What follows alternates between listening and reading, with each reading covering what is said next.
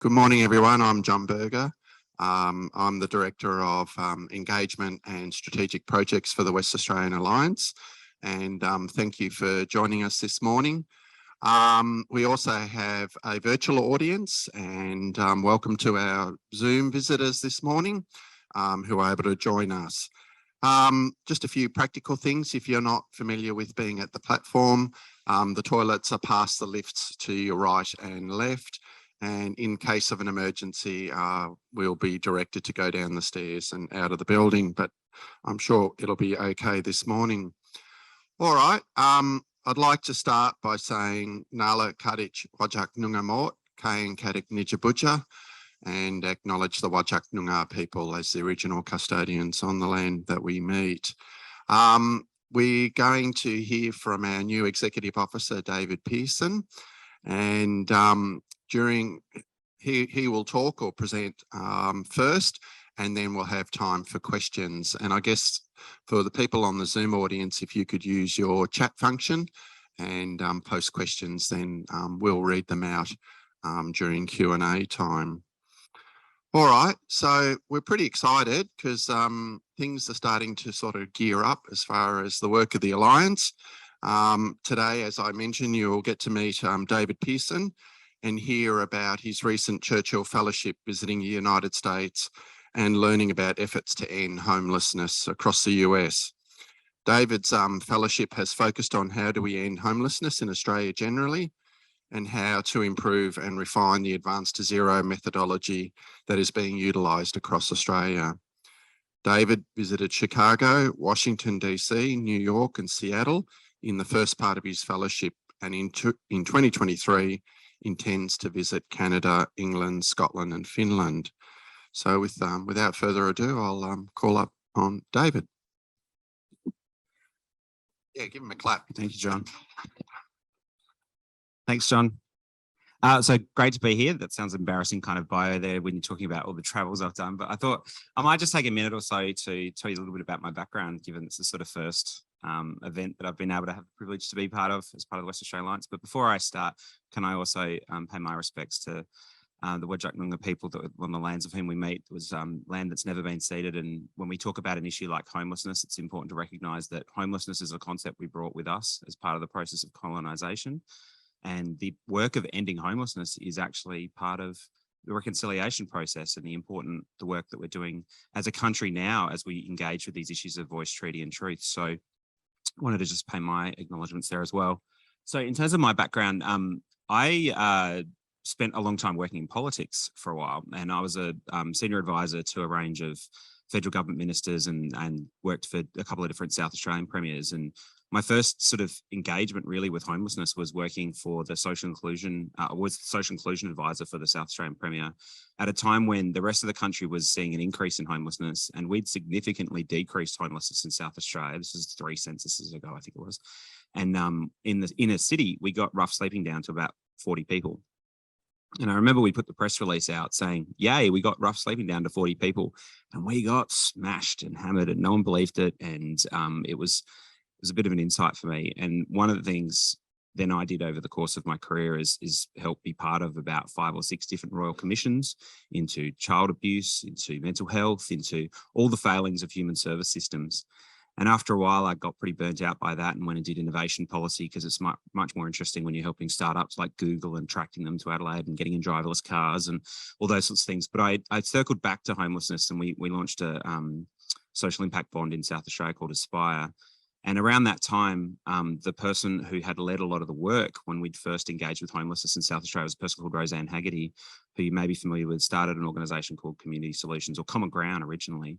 And that led to the Common Ground movement in Australia. And that was part of the work that we'd done in South Australia, building the first common grounds, setting up first sort of street to home services, putting outreach workers in, or putting discharge workers in hospitals and making sure we weren't discharging people from hospitals into homelessness. And all those kind of programs is what led to the reductions in homelessness in South Australia. But along came the global financial crisis, and we defunded them all, and we cut the health budgets. And, you know, then the federal government decided they didn't want to be involved in homelessness anymore. And anyway, when we got to that point, I was just about to decide I don't really want to work in politics anymore. And Roseanne came back out to Adelaide and said, we're actually ending homelessness. And so I'll tell you a little bit about some of that, but I just thought that might be useful context for you all. And it was at that point that I went out and joined an organization called the Don Dunstan Foundation, where we started the Adelaide Zero Project. And fast forward a little bit, took on this role at the national level because I've kind of gone down this rabbit hole of ending homelessness. It's a sort of thing that you guys all led here in WA with the West Australian Alliance. Like, that's the first organization in Australia that was like, ending homelessness was in the title. Ending homelessness was the strategy. So it's a real privilege for me to be invited here to help you lead this movement to end homelessness, because it's a joint collaborative effort, I think, across the country. And we've learned so much around the rest of the country from WA. And I'm looking forward to sharing a lot more about what we've learned around the rest of the country with you guys as well. So that's kind of the context that brought me to this point. But I'm going to tell you more about the Churchill Fellowship and the things that have sent me even further down that rabbit hole of ending homelessness. So probably starts a little bit earlier than the Churchill Fellowship as well, actually, which was when I decided to take on this role at the Australian Alliance. I got a fellowship from the Maya Foundation, and they basically say they give support to 4 people a year to come up with who have an idea and want to implement it. And it was when I got offered that fellowship that made me take the jump to help start the Australian Alliance as a functioning organisation, as opposed to just a national network of people sharing their time and knowledge and things. And so when I got that, I had a chance to spend a year basically thinking about, how do we end homelessness? What does it look like? And one of the things that drove me nuts was the fact that everyone used completely different language to talk about exactly the same things. And so I just created this little mud map of what everyone kind of means with the same things. And that is what started the Advanced to Zero methodology that I'm going to talk a little bit about today. So those bits of context, let's talk about ending homelessness and what it means. So in South Australia, should have tested that was working. It did. There we go. Way. I walked to my office for many years past this sign, and this person, Jack, let's call him, not his real name, and I had a number of conversations over a couple of years. And there's someone like Jack in every community across Australia. In fact, and the story of Jack will not be uncommon to many of you. He had some trauma in his early childhood, and that trauma happened in just near where this photo was taken. And Jack had been offered housing at different points in the past, and he'd got the housing and it didn't stick, and he ended up back out on the street. And it didn't stick because he wasn't able to get access to the support to deal with the trauma. And other times he was able to get access to the health support, the mental health support that he needed, and the housing wasn't available. Cycle through this again, got the mental health support, got the housing, was placed in this housing that was surrounded by a bunch of people who were using and dealing. And that got Jack off on the wrong foot again and ended up back out on the street. And he'd been offered a house 3 times, and people say he chooses to be homeless. He doesn't choose to be homeless. That we as a society have failed. We haven't provided all the things that he needs at a single point in time to give him the support that he needs. That's what we call chronic homelessness, right? And chronic homelessness is the thing that we can end. And it's hard to talk about ending homelessness sometimes when we are so surrounded by crisis. And in Australia, when we don't measure chronic homelessness very well, I don't know what I've done here. Sorry. Did test it before, but anyway, there we go. What we mean by ending homelessness at a really high level is that we want to make it rare, brief, and non-reoccurring. That's what an end to homelessness looks like. Rare, that there's not very much of it. Brief, that when someone does have an experience of homelessness, that we're able to rapidly rehouse them. And non-reoccurring, so it's not like Jack's experience, where in and out, back into homelessness. And that is possible. I say that not, because that's something I believe. It's actually, the belief in ending homelessness is obviously important. We don't believe it, we're not going to achieve it. But it's actually not a matter of belief. It's a matter of recognition. We recognize that ending homelessness is possible because the data has shown us that happens. It's like climate change. We don't believe that climate change is happening. We recognize the scientists have told us that humans are influencing the climate and climate change is happening. The same thing's true about homelessness. So rare, brief, and non-recurring, that's how we can measure it. And I had the chance, as John was mentioning, to travel around and meet a bunch of the communities that have done that. Okay, thank you. It did work that time. And I managed to visit a bunch of these places we've talked about, and I'm really lucky to get to go to a few more to learn more about some of this. And what I learned when I was around there was, I was really surprised by one of the things that I did learn. It was just how inspiring it was to just go to a conference and bump into someone like we were just having breakfast before and be like, oh, where are you from? I'm from Chattanooga, one person told me. I'm like, you're one of the communities that ended homelessness, and just talking to them about how it was, and it was pretty inspiring. But there's a few quotes here from the report about some of the things people told me, but just to highlight a couple, one of the ones that really stood out for me was from Nan Roman. She's the CEO of the National Alliance to End Homelessness in the United States. That's the organization the Australian Alliance was sort of founded and based on. She said to me, when I started my career, I asked her, do you think that ending homelessness is possible? And she said, yes, because when I started my career, there wasn't any, not like this, not like we have it today. And I said, I thought there might have been a bit of hyperbole in that comment. She said, no. When she started, it was before the sort of neoliberal economic kind of world view of the world started, and we treated housing as an investment class. It was before we really, before deinstitutionalization, before we sort of shut down all the institutions and people with mental illness or disability and forced them out onto the streets in many ways, because we didn't provide the support in the community. And so the sort of connection that she said, is that it didn't exist before I started my career. And she was right. And Tim Richter, who's the CEO of the Canadian Alliance to End Homelessness, he's always said, homelessness is a creation of public policy and it can be solved by public policy. I said, yeah, it's a great line, but really, don't we need to, it's like, actually, it's right. That is the historical history of what's happened. So they were sort of two really key bits of insight for me. I did go around and ask everyone I met with, is ending homelessness possible? And if so, what would it take? When I went in, when I started that question, and I thought everyone would say funding. And the number one thing they said was leadership. First at the community level and then at the political level, which I thought was really, really interesting. Then they said, you got to have collaboration. We've got to work together. We've got to have data. And then funding came up. So when I sort of listened more, funding is obviously very important, but leadership is so important. So there's a whole range of other things that we're going to talk about today as part of this presentation. But I do encourage you, if you want to have a look, I've put the reports up on the AH website. And the other things the report sort of said is some really key insights that we'll cover a bit today. But the focus on ending homelessness, that using the language ending, that is not something we do in Australia in the way that they do in the US and Canada. We kind of do it, we do it here in WA, but when you travel around the rest of the country, there's not many government strategies that say they want to end homelessness, that have set targets to say that's the principle, that housing first is at the center of that. To have all of that is actually relatively unique in a national context. Integrating health and other systems was a huge lesson for me over there, that health is such an important part of ending homelessness. In the United States, I guess why it was sort of interesting for me is that they don't have a social safety net in the way that we do. Like, they don't have an income support system in the way that we do. They don't have a universally accessible health system in the way that in principle we do. And so their homelessness system acts as the social safety net over there. And so income support, food support, anti-poverty support, health support is all integrated into homelessness services in a way that we would dream of here. It's incredible. They're all level 1, 2, and 3 on the ground floor. All the services are there and the housing's above. It's really impressive. Now, it's impressive to see that in a service context, but it is as a consequence of a pretty depressing reality over there.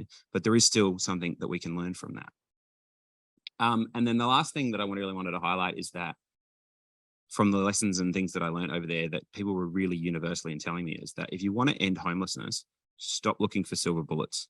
There is no program, there is no service, there is no government policy, there is no funding initiative, there is no pill, program, house, or policy that will end homelessness. There's no one thing, there's no silver bullets. It's got to be a whole bunch of different things that we've got to do at the same time, collectively, across systems. That's what ends homelessness.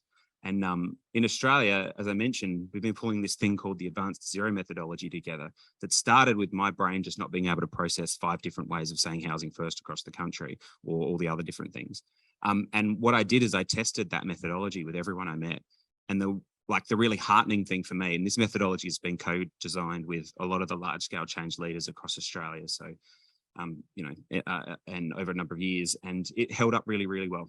There's a few tweaks that we'll probably need to make to it, but as a framework for seeking to end homelessness in Australia, based on all the advice that I received through the Churchill and other things, that it holds up really well. So let's talk about it for a bit. But the last thing I just wanted to say about the Churchill Fellowship was the Commonwealth government needs to be a player in the work to end homelessness. We've got great leadership at local government levels all across the country. We've got great leadership from various different state governments on the issue of ending homelessness. And we need the federal government to play their part in this problem as well. And so a number of the suggestions that I prioritise kind of writing up in this report are there. I'm not going to run through them all, but if anyone wants to talk about it, I'm happy to go through that. But homelessness in Australia is something that we don't measure. We don't really measure homelessness in Australia. That's a just stark reality. What we have is estimates. And the estimate we have at a national level at the moment is what you see on screen. And it is 2022. And the national data we have on homelessness right now is from 2016. What we measure matters. And what we measure, we can manage. And we don't measure as a country homelessness. We estimate it through the census, and then we run a ruler of efficiency over all the homelessness services to figure out how efficient they are through the AIHW data, which does not tell us how many people are actually experiencing homelessness. That is, when you think about it, outrageous and unacceptable. And that is a national policy that needs to change. And what we have demonstrated here in WA is that we're not going to wait for the federal government to fix that. We're just getting on with it. That's what is so important about creating by name lists and knowing by name who's experiencing homelessness. So we estimate it, right? And when we think, and we'll talk a little bit about why this focus on rough sleeping in a bit, but we know there's about 1,000 people experiencing rough sleeping in WA from the last census. Yeah, a laughable figure probably based on all of our kind of general knowledge and other things that we've collected. But out of that, the estimates are that up to 80% of people who are experiencing rough sleeping can have an experience of chronic rough sleeping, like Jack that we talked about earlier. And for people like that, again, thanks to the work of WA, we now are able to estimate how many people die in Australia whilst experiencing homelessness. So we don't know it, no one measures it at a national level. Very few measure it or estimate it in any way in other states. And there's been a lot of work done here in WA. As imperfect, Shannon and I were talking about it before, as imperfect as those measurements might be, they're still better than the absence of any alternative. And we need to do more to improve the efficiency and effectiveness of how we collect data and all those sorts of things. But this is the only estimate we have nationally, thanks to the work here in WA. And it says that 424 people at least die each year whilst experiencing homelessness. If 424 people died in a plane crash tomorrow, this country would move heaven and earth to find out what happened. We did actually. The plane crashed in the Indian Ocean a little while ago, and we're still searching for it, spending money on that, and as we should. But we're getting people dying every day in Australia, and we're not talking about it. We're not measuring it, and we do need to do more on that. So if that sort of moral failure wasn't enough as a country, it's actually economically inefficient to keep doing what we're doing. It saves money to end homelessness, people like Jack's homelessness. It's cheaper, $13,000 a year cheaper, to put someone who's experiencing chronic homelessness into permanent supportive housing. So not just social housing, but housing with support on site that is more expensive than social housing, right? And it's still cheaper than leaving them cycling in and out of emergency departments, in and out of prisons, in and out of crisis accommodation. So this is the thing that we've got to get Australia outraged about and talking about, that this isn't okay, that people are dying, that it's costing us more, that that's not okay. And it would save money. But hopefully I have depressed you enough now. And let's talk about solutions, because that's the horribleness, right? That's the situation we're in. It's bad, in many ways getting worse. And we just have to be honest about that. But the only way we're going to deal with it is if we face the problems we face starkly, and we seek to have a theory of change that helps us with that. So let's look at the countries around the world that have made progress. And the country that has made the most progress anywhere in the world is Finland. Finland has significantly reduced overall homelessness. They have eliminated family homelessness. And they have done that by doing all the things that you know we need to do. They have invested in housing. They've treated it as a human right, not an asset class. They have made income support livable. You can live on their rate of what the equivalent of New Start is. They have invested in their mental health, and they have enlightened drug and alcohol policies. And they have reduced homelessness overall through a housing first approach. But look at the green bit down the bottom, people outside in temporary shelters and hostels. They've actually seen in recent years rough sleeping increase and chronic rough sleeping increase. And there's a lesson there for us. There's a couple of lessons out of Finland. One is, unfortunately, Australia isn't as much like Finland as we'd like to think we are. We're actually a lot more like the United States. I'll give you one example of the difference between Finland and Australia. In Finland, you don't get to choose where your children go to school. The government decides. Who thinks that's going to be popular in Australia? But that is one of the things that have led to decreasing inequality and disadvantage and those sorts of things. So I wish we were more like Finland. I hope we will become more like Finland. I will fight for us to become more like Finland for the rest of my life. I will support the Everyone's Home campaign, the Raise the Rate campaign, all of those things. But they are structural factors that we don't have a lot of control of. And in fact, it was the United States and communities in the United States that realized that if we put all of our effort into fighting the structural battles that they're largely losing in the United States, that we won't actually make the change we want to see. And that's where I think the United States can be much more influential for us or insightful for us than Finland in many ways. And, you know, again, you think about the United States and you think of Skid Row and the horrible mass poverty that they have in the US. But the United States is a massive country with huge diversity. And they have 14 communities that have demonstrated that homelessness is endable, that we can end it by working together, by using data and a whole range of things. And if you don't believe that the United States is comparable enough for us as a country, Canada is even more similar to Australia. And they have 2 communities that have ended homelessness. And they've got another one that's really, really close. So how did they do it? Well, let's work through those things. So they started by recognizing that this is not a simple problem. This is a really complex problem, that a silver bullet won't solve this issue. And Albert Einstein once said, if I had an hour to solve a problem, I'd spend the first 55 minutes thinking about what kind of problem I've got and 5 minutes thinking about solutions. And I don't know about you, but I found this really an insightful thing when I first read about it, because I always jump to solutions. I really like action. I want less talk, more action. Let's get on with solving this problem. But we do need to understand the nature of the problem we've got, right? And be really clear on that. So I'm not going to spend 55 minutes talking about the problem, but let's spend a couple of minutes talking about the problem. So is the problem of ending rough sleeping about a lack of shelter? Yeah, there isn't enough shelter sometimes, like that shelters keep people alive. Is it about we don't have enough emergency accommodation? Well, we did get a lot more emergency accommodation through COVID, but that didn't end homelessness for the communities that did a lot more of that. Do we have not enough social housing? Yep, that's part of the problem. Is it about the criminal justice system and how we discharge and don't have as enlightened policies as we should? Yep. Is it about the health system and mental health and hospitals and substance abuse and child abuse and domestic violence and poverty? And it's all of those things. And so the reality is homelessness isn't actually the problem. Homelessness is the result of the problem. Homelessness is the symptom of the problem. And we can't just rush in and solve the problem of homelessness. We've got to solve the conditions that create it as well, because just ending homelessness through a housing first approach or whatever else in its own, in isolation, isn't going to help us end homelessness. So let's unpack that solving problems a little bit more. A simple problem is like baking a cake. If you bake a cake, you put the same ingredients in, you get the same results, right? If you follow the recipe. Unless you're a terrible cook and you stuff it up. But baking a cake is, you know, similar thing. It's once you've figured out how to make a really nice cake, you can replicate it and do it multiple times. Simple problem. Understanding a complicated problem is like landing a person on the moon. It was really, really hard to do. They did it. The first time they did it, they figured out a whole bunch of things and you can calculate for it. And so rocket science, we say, is really, really complicated. And I'm not a rocket scientist, right? It's hard, but once you've done it once, you can replicate it and do it again and again and again and get the same results, calculating for, you know, wind speeds and all the other things that you might need to do, the variables. You can measure those. Complex problems involve people. This is my little bub, Sophie. If anyone's a parent in the room and knows that if you raise one child exactly the same as the next child, you're going to get the same result? No, because children are complex. People are complex. We are moving, we are changing. It is harder to deal with than rocket science. And homelessness is even one step further. It's more than complex. It's a wicked problem. We talk about wicked problems because we've got multiple things going on in our lives: trauma, mental illness, poverty. And we need to make sure that our responses to the problem suit the nature of that problem.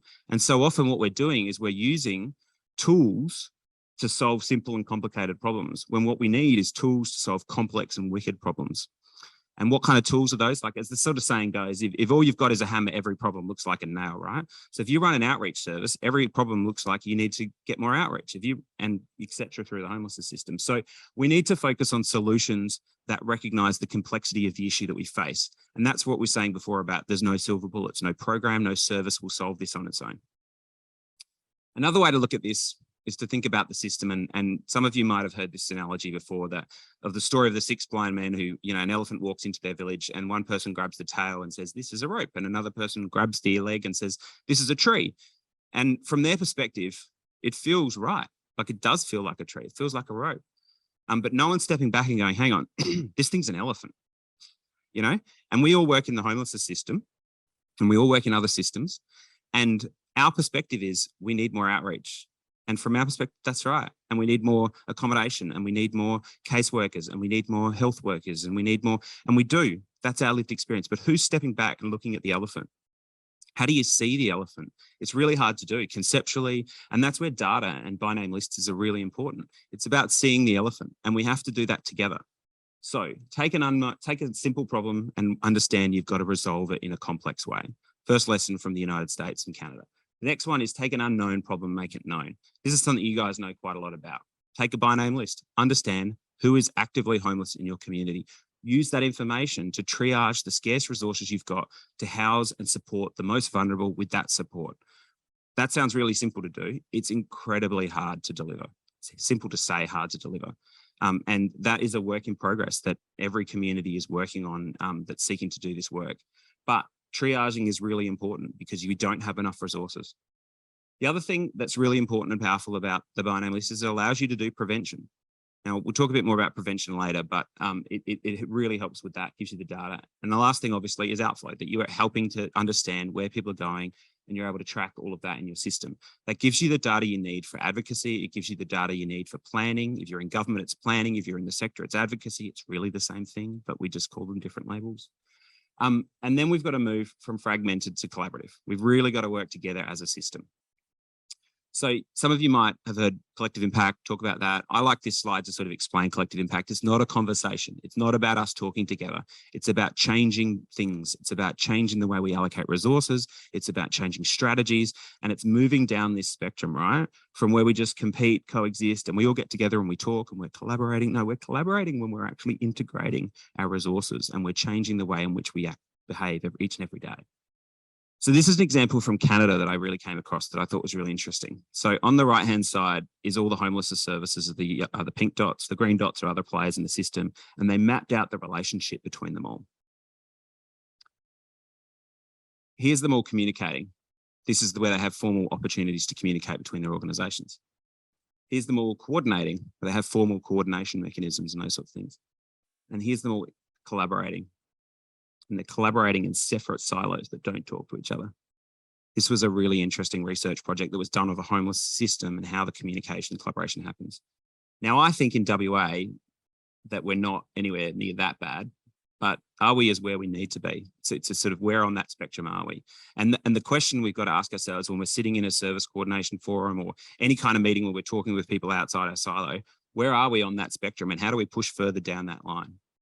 That's what we've got to do if we want to try and end homelessness. And that's what they've really successfully done in a number of communities in the US. So this is the timeline of the first kind of communities that did that. And one of the first was Arlington County in 2015. They achieved functional zero homelessness for veterans in 2015, and they have sustained it ever since. Anyone know what Arlington's famous for? Cemetery. And they ended veterans homelessness there because they said, how can we be the home of America's war dead and have veterans literally sleeping on the steps? And it wasn't about homelessness. It wasn't even about veterans. It was about the community.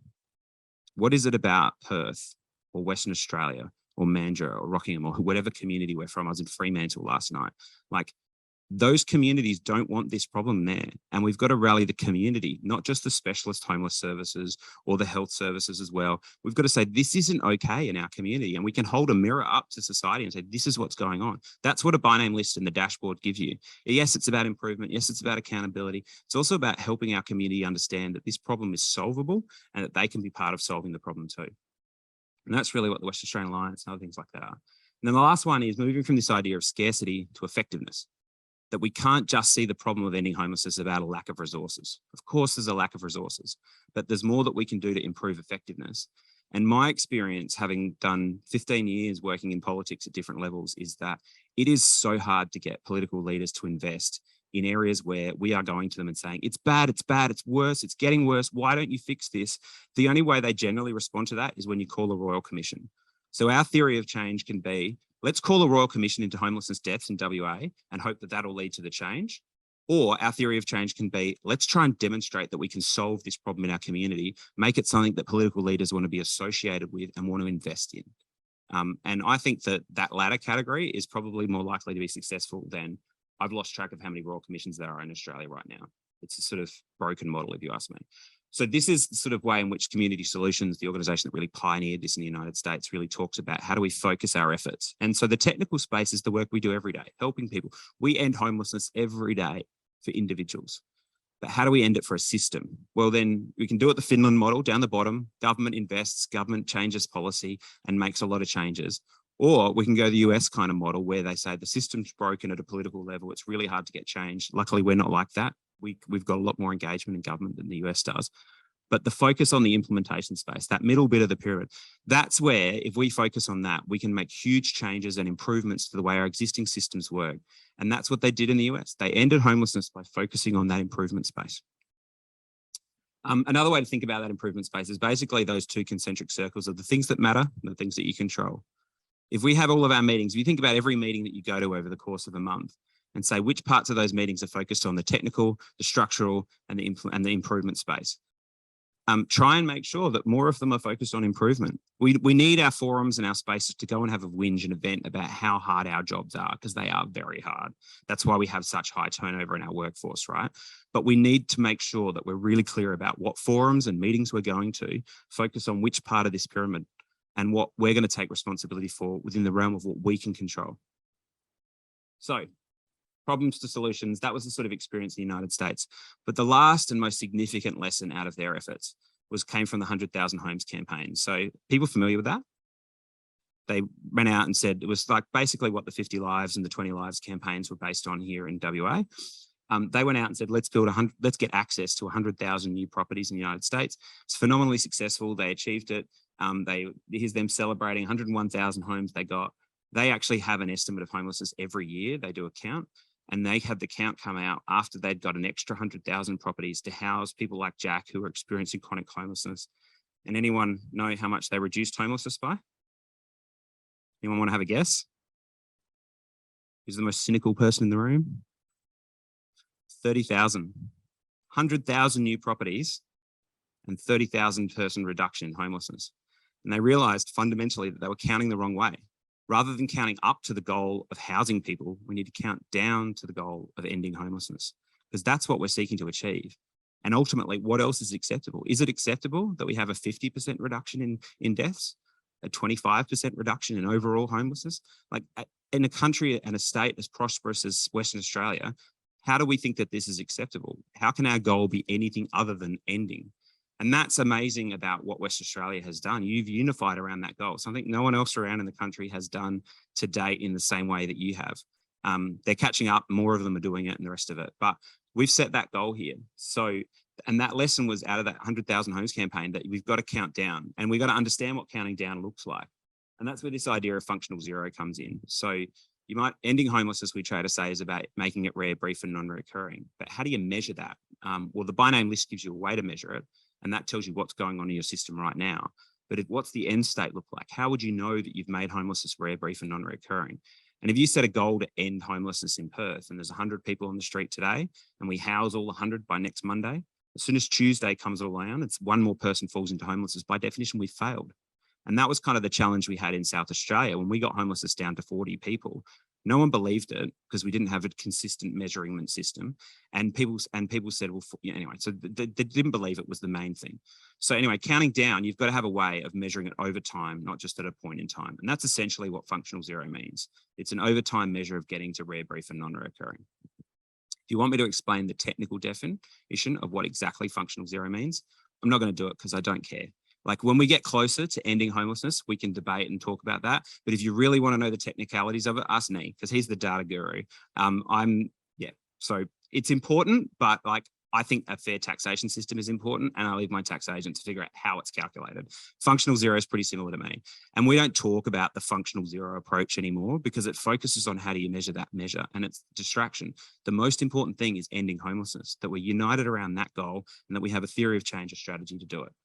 And that's, as I mentioned, the leadership that we've had from WA. You know, this is some of the evaluation results that we've seen from the 50 Lives campaign, 20 Lives campaign, and other things that sparked from it. And we had the 500 Lives campaign in Brisbane.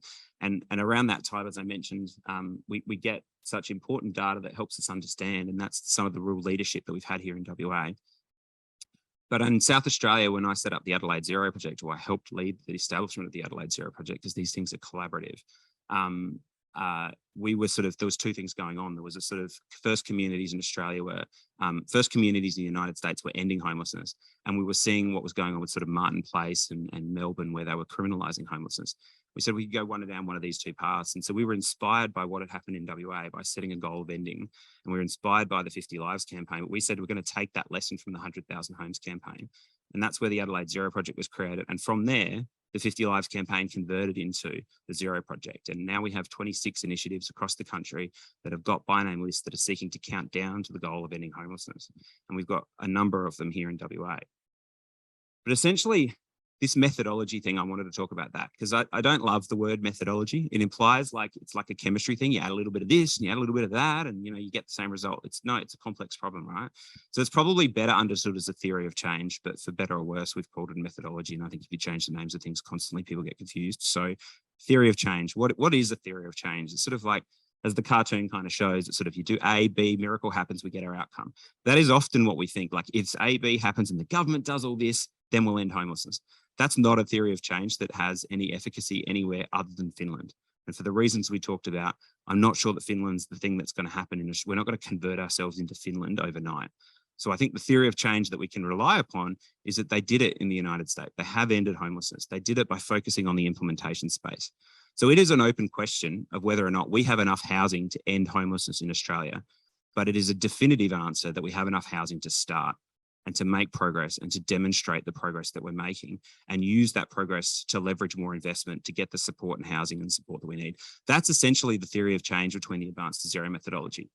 And we've been working on this for a while. And so when we talk about, and when I've taken on this new role as Executive Officer of the West Australian Alliance, for me and why I really wanted to have this session and have these conversations with people here in WA is to say, do we think this is a useful framework to guide how we want to achieve our goal of ending homelessness? The strategies we've set targets, they set activities, but how we're going to do that, this is what this framework is intended to be, to help guide that. It's not saying you must do this, this, and this. It's saying, how do we assess what we're doing here against this framework and think, are we doing it that way? So let's talk a little bit about it. It starts with a shared vision to end homelessness in Australia or in Western Australia. Starting with rough sleeping is something that many communities have done, and there's a similar strategy that's been set here by the community and the government by making it rare, brief, and non-recurring.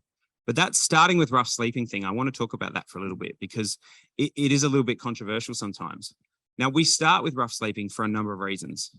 One, it's actually one of the most vulnerability indicators, like chronic homelessness, not necessarily all rough sleeping, but people die 30 years younger who don't have access to housing if they experience rough sleeping. It's catastrophic for their health. That's not to say it's more important than other forms of homelessness, but it's just a recognition of that level of vulnerability. It also recognises that costing issue, the $13,000 a year cheaper for governments. That doesn't apply to every form of homelessness. The business case is slightly different for every type of homelessness. It is the strongest for those who are chronically experiencing homelessness on the street in terms of saving funding. It is not to say that it is the most there are many forms of homelessness, but this is one of the more visible ones to our society. And the last thing, and I think this is really the most important one, is that if you want to solve a system level problem, you've got to solve it at the system. You can't start partway through the system. And so if you were to start with trying to end homelessness by starting with couch surfing, what you can do is you can end couch surfing by pushing everyone into rough sleeping.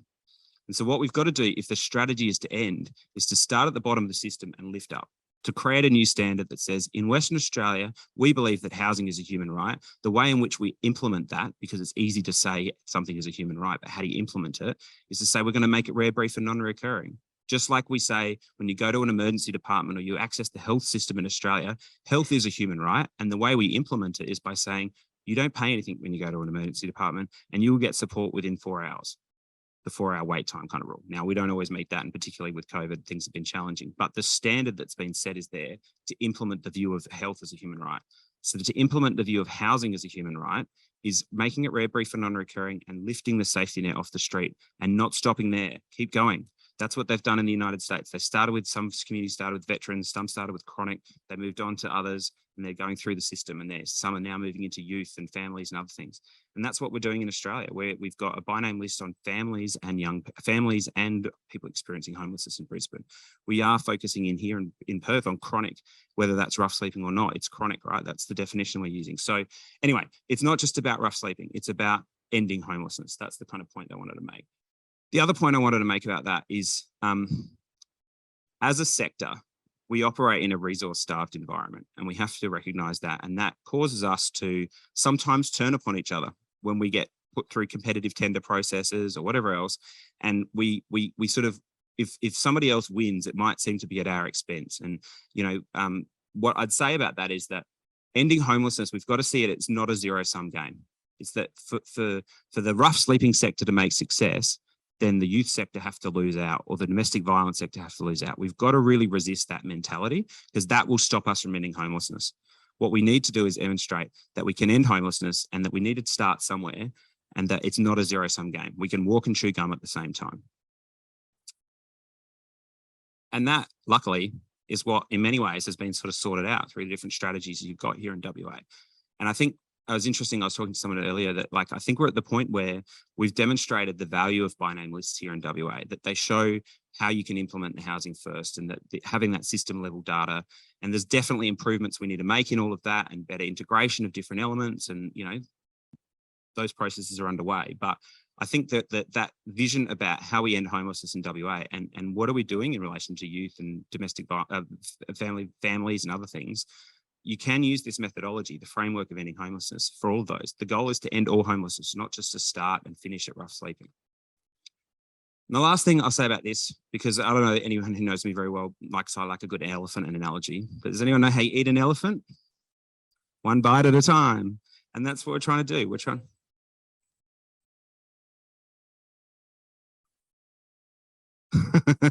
Right. Yes. Yep. So slowly, and don't actually eat an elephant, obviously. So one bite at a time. And that's what this kind of slide takes you through, is how do you break up this problem? Like that methodology that I showed on screen before, working your way through that. The starting way in which many of the communities across Australia is put an action plan together. Say we're united behind this goal. This is the strategy we're using. This is the common measurement. This is the way we're going to do it. And it's as local as you can get it. Is really, really important. Create a by name list, seek to use that to drive reductions, sustain those reductions, and then expand to other communities, other cohorts over time. And so how do we do that in WA is things we've got to work through over time as well. And the last thing about this whole, I keep saying last thing, but we're getting there for this section, is that we've got to get away from this kind of culture of blame and take accountability of what we can control in our space. Because there's lots of things that are going wrong, but there's lots of things that we can do well to solve the problem. And ending homelessness has got to be everyone's responsibility. If the theory of change is that we go and yell louder that homelessness is a terrible thing, and that somehow that governments or the community will listen and we yell louder about how much this is a problem, is not a theory of change that we can see has worked anywhere. What a theory of change that we can see has worked is when communities bind together and take accountability and responsibility for what they can in their area and show success, breeds success. Set targets as well is obviously a really, really important thing. And one of the things that we've done in other states is get the highest levels of government engaged in this problem. That ending homelessness can't be solved by the specialist homeless minister alone. It's got to be a whole of government, whole of society, local federal governments. And one of the things that's been successful in South Australia and New South Wales is we've got both premiers here signing on to the goal of ending homelessness. So I said before, you guys led the way in this ending homelessness approach, but the New South Wales Premier was the first head of government to say we want to do this statewide. And the South Australian Premier was the first to say we wanted to end homelessness in a place, in a community, and we've set a specific target for it in doing that. And we did that through what's called the Institute of Global Homelessness Vanguard Cities program. So the opportunity for West Australia to be a vanguard state, or for Perth to be a vanguard city, is there if we want to seize it. So start with a shared vision. I'm going to work through these a little bit quicker now. The next thing is recognizing the complexity of the problem we've got. We can't do one thing. There's no silver bullet. So we've got to do housing first. We've got to do person-centered, strength-based approach. We've got to do evidence-based, changing the system, seeing the elephant. And we've got to do this kind of collective impact, working together approach. All of those things we need to do in relation to each of these different solutions. Assertive outreach is really, really important if you want to end homelessness, but you've got to do it in a housing first way, in a person-centered way. Assertive outreach in a way that looks at the system, not just does a great assertive outreach service that just does it for that service and gives a gold service to the people we deal with, but doesn't engage with the broader system. And you've got to do it in a collective impact way. Replicate that through common assessment, through by name lists, through continuous improvement. So let's talk about a couple of these things quickly. Housing first. We all know about housing first in WA. We've talked a lot about it here. I think most people understand the value and the importance of it and what it's about. Can I just give you one word of caution about housing first? It's like the 100,000 homes campaign. The goal isn't to do housing first. The goal is to end homelessness. We can process people through wonderful housing first programs, and not change the system and have increasing homelessness like they're getting recently in Finland. So housing first is so, so important. but do not get obsessed and focused entirely on housing first, because the goal is to end homelessness. We are confusing means with ends if that's what we do. Not a silver bullet. Next is, and the other thing is that it's not for everyone. Housing first is an approach that works for a set group of people. For people like Jack. Jack needs housing first, but not every person in the system needs it. Person-centered strength-based approach. This is putting people at the heart of the system. This is taking a strength-based approach. We know that in our practice, like what strength-based approaches are about. And when you put, this is the sort of American version of functional zero, how they classified it. This is the Australianized version. And I think we've got a little bit of work to keep tweaking this. One of the things that I think, I'm on a sidebar here, but like we all understand what rough sleeping is, right? In this, and you've probably seen this version or versions of this before. If you track all of these data points, people who are housed, moved into housing, fell back into homelessness. You move people who've gone inactive being you might have moved to Adelaide, or you've gone to jail, or and you come out and back seeking housing again. You measure all of those data points, you can figure out whether you're getting closer or further away from the goal of functional zero, of ending homelessness. And it helps you do the triage, the prevention, the data-driven stuff, etc. So we changed it in Australia to say temporary sheltered is not accommodated. It's not housed. It's not housing first. So in some ways it's progress that you're getting people off the street into temporary accommodation. Not in some ways it is, but we want a housing first approach where people go into housing. So we track that separately in Australia in a way they haven't in the US. And one of the things we've been toying with in South Australia is we might need to add another box in here, or a box underneath that says Aboriginal mobility, or Aboriginally, people who have housing on country, but are down here in Perth for health reasons, and they're not seeking housing. So how is it that it's the housing outreach services job to solve that problem? It's actually a different type of problem, and we need to understand that and be transparent around that, and maybe have a separate list or incorporate that. Because if you think through what our theory of change here is, and the goal is to end homelessness, if we were to end homelessness in Perth and there was, one or two people experiencing rough sleeping, which is what could happen under a functional zero model, but we're able to rapidly rehouse them in any given month and demonstrate that regularly, we will have achieved functional zero. That would be an incredible achievement. But if there's 50 people who are from remote communities still out on the streets, the community will not believe what we've achieved. And it's not, it's not the outcome we want either. So we have to make sure that is factored into our system. And putting a cultural appropriate lens over what we're doing is an important part of the work that needs to happen. Like the advanced to zero methodology, as I said, is a framework. How we implement it requires changes to our practice and has to be localized. And anyway, I think that one issue is something we need to think about and focus on a little bit more here in WA. Evidence-based system change. So that's seeing the elephant, really, like seeing the elephant. And you guys have done that really well here. You've got one of the best dashboards in the country with the Zero Project in terms of the way it displays. There's lots of work to be done to improve the scope and the collection of the data. And the West Australian Alliance just launched the dashboard in Homelessness Week a couple of weeks ago about what's going on system-wise. So you've got a better view of the elephant here than most communities in Australia do. Place-based approach to collaboration. So this is that collective impact stuff that, that we make sure that we've aligned and we're working in a way that recognizes that just not individual silos that are going to solve this problem. We've got to move along that spectrum of turf to trust that we talked about earlier. And one of the ways you do that is really, really locally focused, place-based approaches. And that's, again, something you're doing really, really well here in WA. And we need to think about how do we expand that and how do those systems and how do those local government areas that we're working on interrelate with each other. And that's challenging work. Assertive outreach. We kind of know what that is. Registry weeks, connections weeks, it's kind of called street to home type services. You've got a lot of that. How do we make sure those sorts of things are integrated? I'm going to skip through these relatively quickly, but there's more information. We provide training on each of these elements. So it's outreach training about how you do that in a person-centered way, in a housing first way, in a system change way, all those sorts of things. Common assessment, VI SPDAT. Everyone loves talking about this one. If you want to end homelessness, you've got to collect consistent data. It's as simple as that. And if you want to end homelessness, you've got to understand the needs of the people in your system.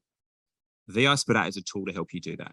It is not the tool that's going to solve all our problems. It's not the tool that's going to help us triage alone the housing and support services that we need. It's an input into that process.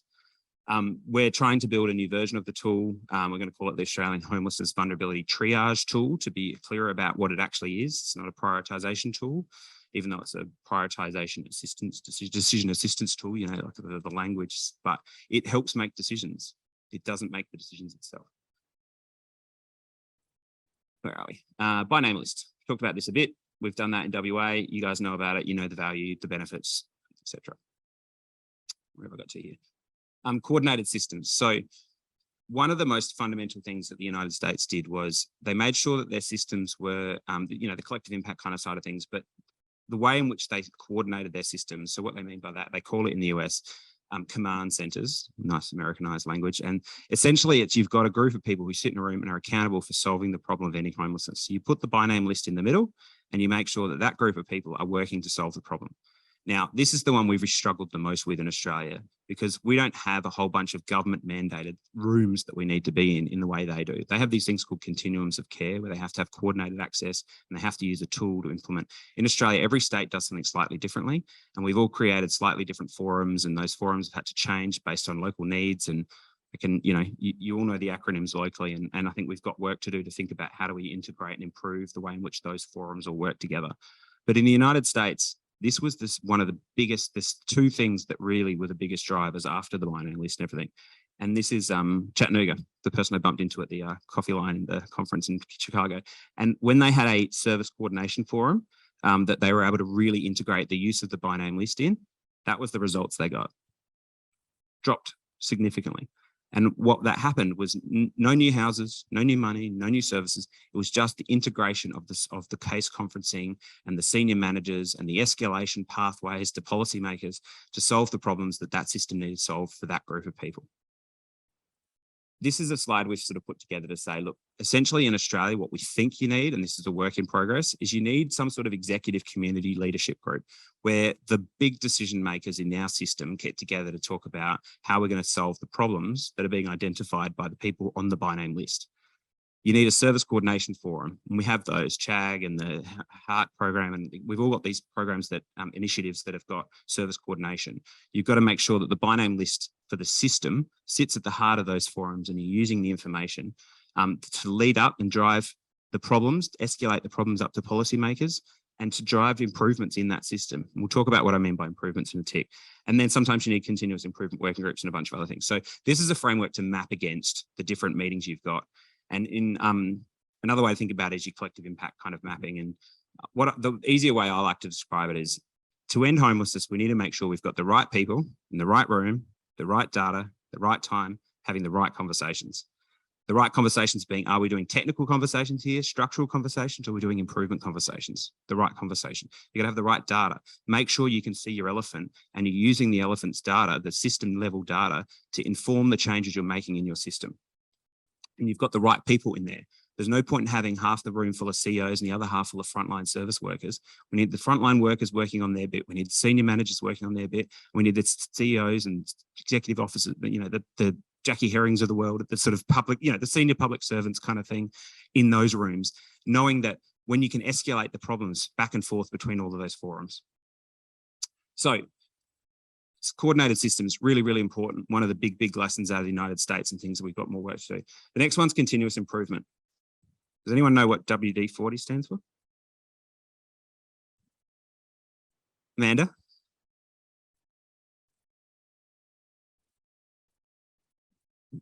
Amanda's heard this before, or learned through this before. Water displacement for attempt 40. So WD-40 is one of the most successful industrial products in the world that, you spray it on your squeaky hinge and it stops it from squeaking, right? They failed 39 times before they got the formula right. And now it's one of the most successful products in the world. How many times have we tried to do something in the homelessness sector and failed 39 times? Would you keep your job if you failed 39 times and we're telling everyone about how you've done that?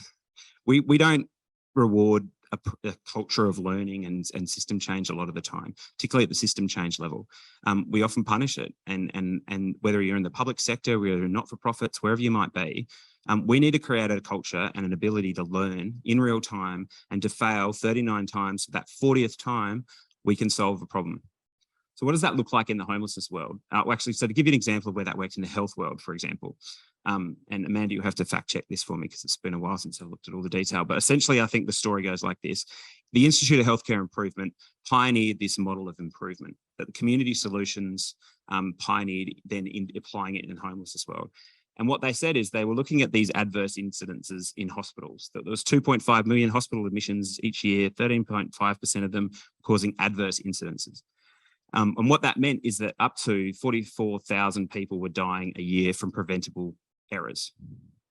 And they went through a process of continuous improvement, or this improvement work, failing 39 times. And on the 40th time, they got it right.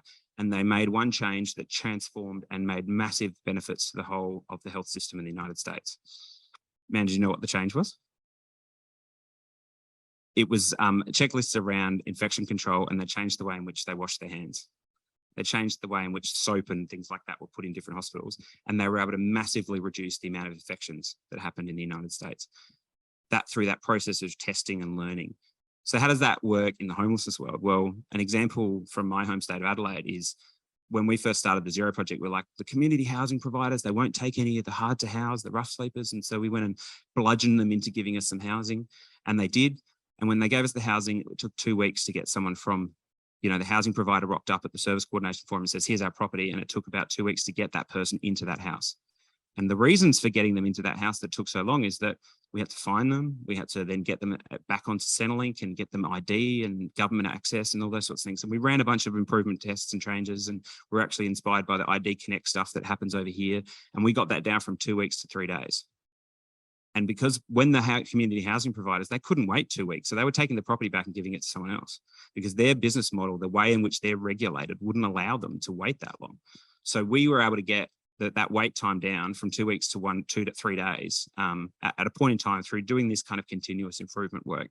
That's that improvement part of the pyramid that we need to do more of. That's the stuff that we can control, that we can drive improvements, and there's heaps that we can do on that. But it's really technical work. It's really hard work, and it's not something you can just tack onto your day job.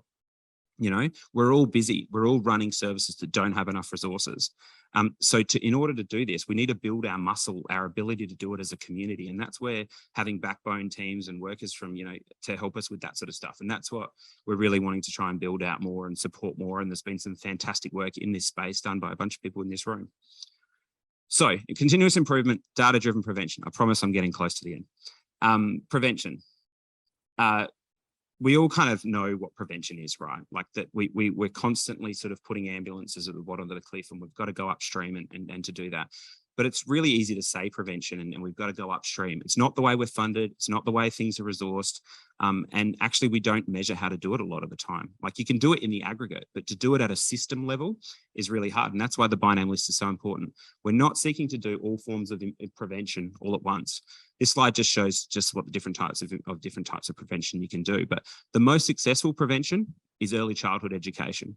If we just make sure that we raise the next generation of kids in a way, because 80% of the brain development occurs in the first 4 years of life, we can prevent any trauma there. In 80 years' time, we won't have anyone sleeping on the street. But that's going to take 80 years. What can we do now to do prevention that stops people from falling in? And that's falling into homelessness. And to give you an example again from Adelaide, on the by name list there, we know that on average every month, 3 people fall into rough sleeping in the inner city that have been discharged in the previous couple of weeks from prison.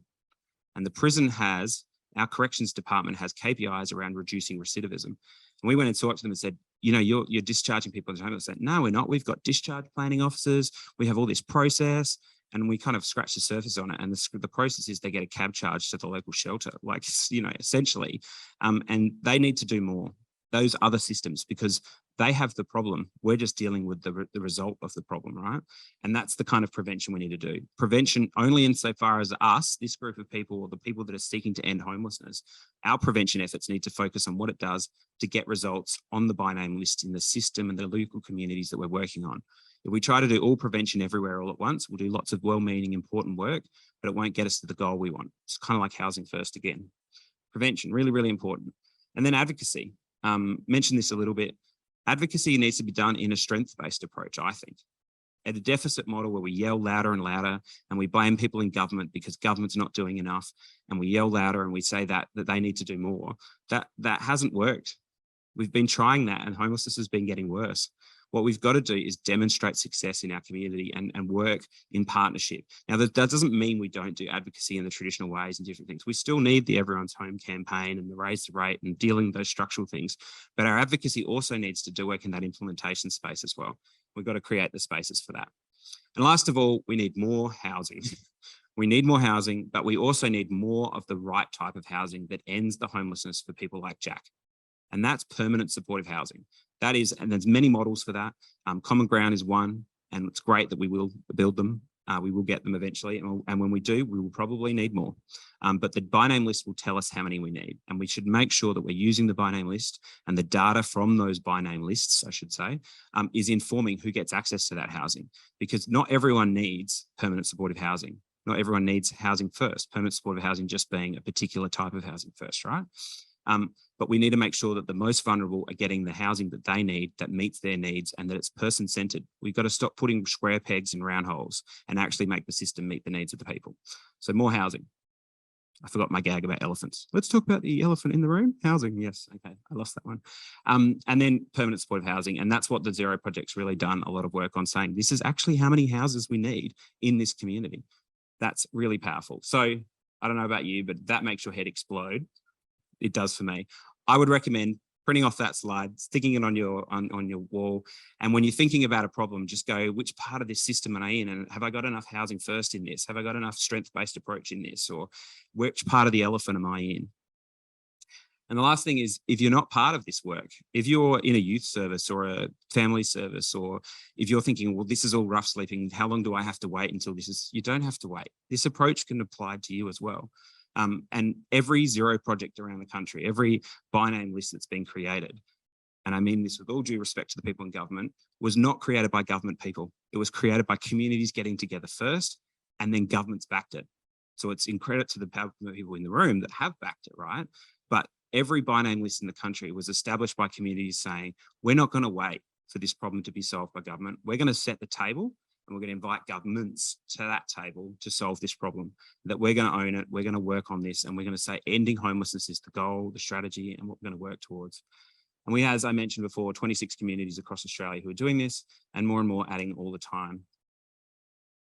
And this is our kind of national theory of change, that we want to make sure that we get more and more communities developing action plans, they get quality by name lists, that shift reduction. So a shift reduction is when you've got a by name list and you're able to statistically significantly make a change to your system.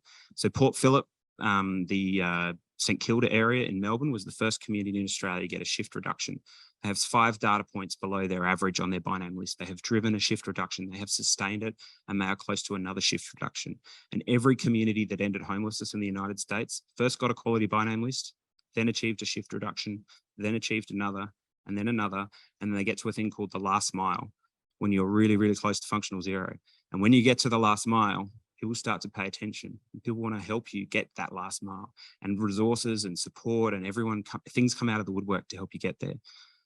That's our theory of change, that we want to get to the last mile. We want to demonstrate that 2 communities end homelessness in Australia by 2025. And I absolutely believe that one of those will be here in WA. I do think that it'll be between Victoria and WA. That's my if I'm a betting person. It pains me to say as a South Australian. So 2 communities are going to do it. This is the Australian Alliance, the national movement that we've got, that we support the Advance to Zero campaign. We do a bunch of training. We have a summit that I'll talk about in a tick. We do some advocacy, and we have a whole range of allied networks, the West Australian Alliance being one of those allied networks, the South Australian Alliance being another, or the End Street Sleeping Collaboration in New South Wales. And I've been plotting through what does the West Australian Alliance's sort of strategy look like, and working through this, and Michaela and John and I are catching up about this soon, but like, what are the things that we want to do in WA? How do we work with the Zero Project? How do we work with building potentially a summit to bring everyone together to talk about these things in WA? So we're keen to explore that idea next year. Work really closely with shelter and advocacy, got allied networks and ways in which we can do things. So wrapping up, the summit, we are getting all of the communities across Australia who are doing this work together. And I think one of the things that I learned when I was in the United States, when I was that list of things that people said, what's most important about ending homelessness? One of the most profound things for me was a never-ending desire and to be inquisitive, to learn, an insatiable appetite for learning and problem solving. And that's really, I think, one of the key values and sort of behaviors that we've got to learn if we want to end homelessness, that it's one problem after another that we just need to solve. And that's what gets you closer. And to do that, you need to spend time with the people who are solving similar problems. And the people in Mandurah and Rockingham have got more in common with the people in Cairns and, Port Augusta and Adelaide than they generally do with the people in Perth. The systems and they're more comparable. So we've got to get out of our organisational, our statewide bubbles, and spend time with the people who are working on this, and then spend time with the people from overseas who are doing this. And that was really central to the United States effort. So bringing us together to learn is a really important part of this Ending Homelessness work. We're going to do some more work as the West Australian Alliance about how we bring ourselves together as the West Australian community. I think having a summit next April is one of the things we're sort of talking about. The idea of a summit is that it's about working and learning together. It's not about sitting and listening. That's a conference. Summits where we roll up our sleeves and work on these problems together. Anyway, so the next summit is actually in Brisbane in a little while, and really encourage you to come. The Corporation for Supportive Housing will be there, Community Solutions will be there, the Canadian Alliance in Homelessness. And then last of all, just wanted to say one more elephant reference, that ending homelessness is possible, but we'll only do it if we work together. We'll only do it if we look at the system, and we'll only do it if we seek to do it. Because if we want to end homelessness, it starts with us. If we don't do it now, then when? If it's not us, then who? So I really look forward to working with us Challenge, and keen to chat some more.